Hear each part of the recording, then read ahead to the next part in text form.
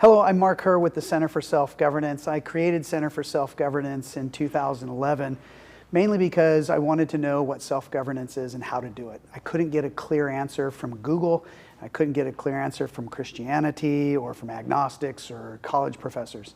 So I've been on a 15-year journey in search of self-governance. And here's what I've discovered. Self-governance is a daily journey. It is not a destination. What I mean by that is, when the United States was created, the architects of our country presumed that self-governance was to be protected for each individual. So you got to understand this. John Adams and Thomas Jefferson, who co-wrote the Declaration of Independence, by the way, this is the 250th anniversary of that, they wrote the last sentence together. And the sentence says, for the support of this declaration, the firm reliance on the protection of divine providence, we mutually pledge to each other our lives, our fortunes, and sacred honor. Thomas Jefferson later wrote that the qualifications for self-government in society, they're not innate, it's not natural. It's the result of habit and long training. However, the second and third president of the United States broke their pledge in 1800. The consequence is deep polarization in 2026.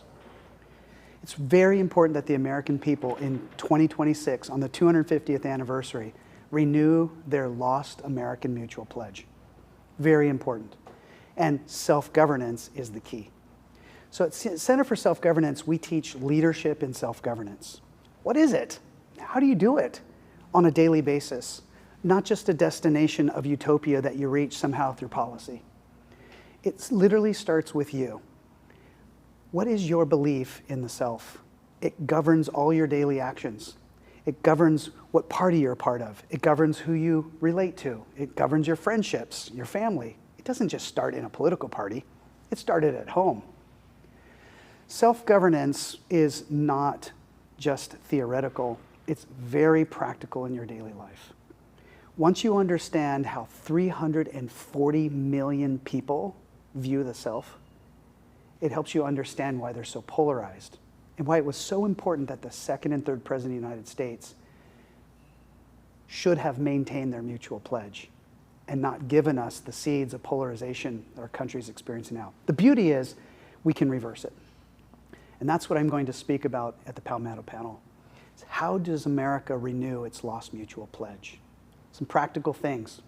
First, it's important that we understand our nation has 4 views of the self now.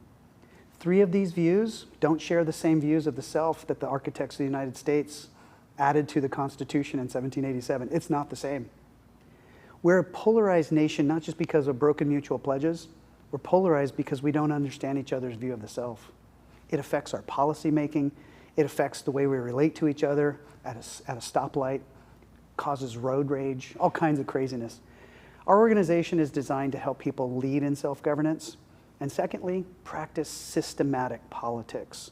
What I mean by that is partisan politics is what Jefferson gave us because he broke his pledge. Systematic politics is what God gave us. Learning how your body works, learning how your car works, most importantly, learning how your government works. When you have information about your body, your car, and your government, doesn't that make it easier for you to make changes?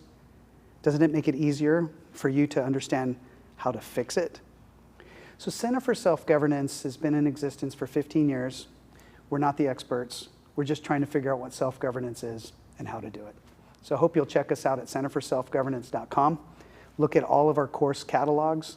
And if you're willing to join us on our journey, you're just joining a pirate ship in search of self-governance. Thank you.